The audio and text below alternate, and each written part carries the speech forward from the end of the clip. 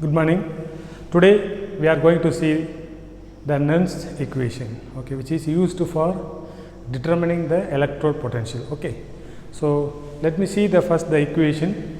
So this equation tells about the mathematical form of Nernst equations. E cell, E is nothing but the potential of the electrode. Okay, then E naught is the standard electrode potential, and R, T, N, F, ln Q, these are the parameters involved in deciding the electrode potential. Okay, let us see what is R. R is, you know that this R is the gas constant and T is the environmental temperature. Okay, so N is the number of electron involved in the electrode reaction and F is the Faraday's constant. Okay, the Q is nothing but the ratio between the reactant concentration and product concentration. Let me see here, later we can see that. So let me go to the definition for Nernst equation. Okay, so it provides the relation between the cell potential. So what is Nernst equation? So this equation is providing some important relationship between electrode potential and the parameters like gas constant, temperature, number of electrons involved and Faraday's constant. This all has something have some relation with the electrode potential.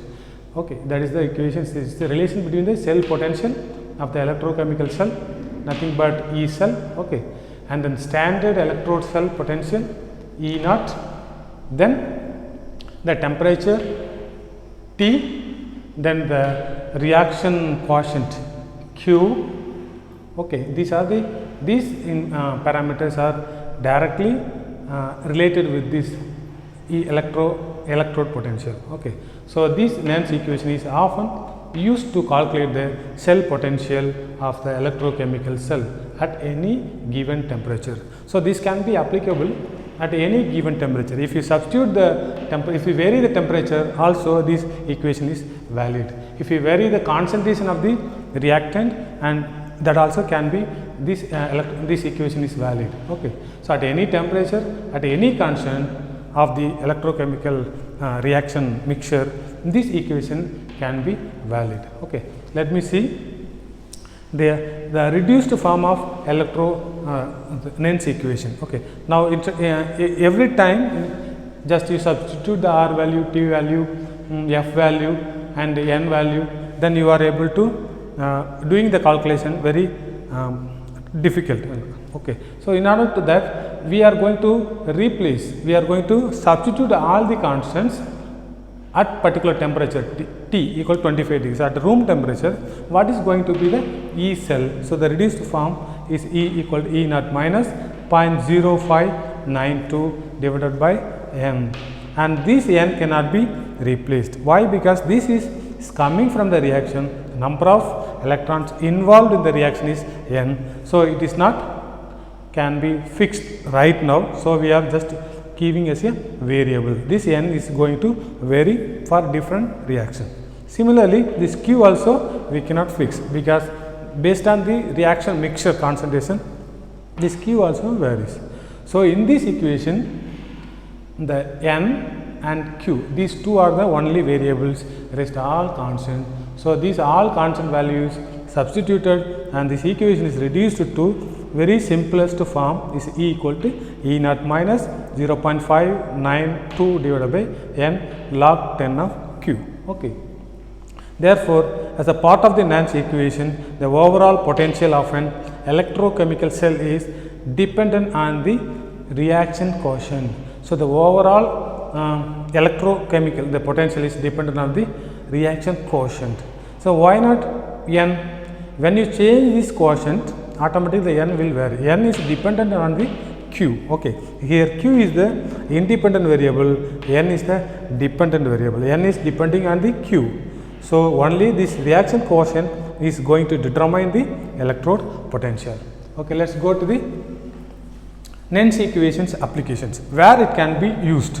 It can be used to calculate single electrode reduction as well as oxidation. We used to call redox process. Okay, so the single electrode reduction and oxidation potential at any condition. So this can be used at any condition. Any condition means different concentrations can be used, different temperature it can be used. then standard electrode potential, to calculate the standard electrode potential of any solution can be done, and comparing the relative ability as a reductive or oxidative agents. You have different agents that can be used to make any product, or if you go for synthesis of materials, you have to use a lot of chemicals which can be reductive, which can be oxidative. If you want to know how the compare, you can use a different reducing agent to prepare a same material. If you want to check how the reduction agent, you can order, maybe you can rate the reactive rate. Okay, rate means which is good, which is bad. So you can easily identify the reductive oxidative performance between two different types of oxidation and reduction by comparing through this electrode potential. Okay, then EMF, electromotive force. Okay, electromotive force of an electrochemical cell, that can be easily calculated using this Nernst equation, and unknown ionic concentration. So that's why I already told you, it mainly depends on the Q, quotient. Okay, so if you have known concentration, you substitute, you identify the electrode potential for 5 to 6 number of known concentration, and you make a graph. Okay, so based on that known values, if you involve in some unknown concentration, this electrode potential is going to vary. So if you compare with known to unknown, so you can easily determine, so this can be the concentration of your reaction mixture, that can be easily identified, and it cannot be used. But what is the limitation? It cannot be used to measure cell potential when a current flow through the electrode. So whenever we used to measure the potential, it's a parallel circuit. If the current is flowing from here to here, you cannot measure the voltage between these two, because the current is already going. So there is no voltage between, 0 volt it will be shown. So when there is a current flowing through this wire, similarly if you take a electrochemical cell, you have electrochemical cell is like this. Okay, so here you have a lot of ionic, it's electrolytes, it is involved for ionic conduction. When you have, there is a current flowing through these ionic liquids, when the current is flowing, circuit is closed. When there is a circuit, closed circuit, if you measure the potential may not be correct, that will be 0. So you should not allow the current flow through these circuits, so then only you can measure the potential. So it cannot be used to measure the cell potential when a current flow through the electrodes. So this is because the current flow affect the ions activity on the surface of the electrode. So this is going to be affect the ionic activity on the surface of the two electrodes. Sometimes you have a electrode here, so working electrode is a reference electrode. You can find some of the ions will be attached here or here. So this activity is going to be disturbed when the current is flowing through these circuits. Okay, thank you.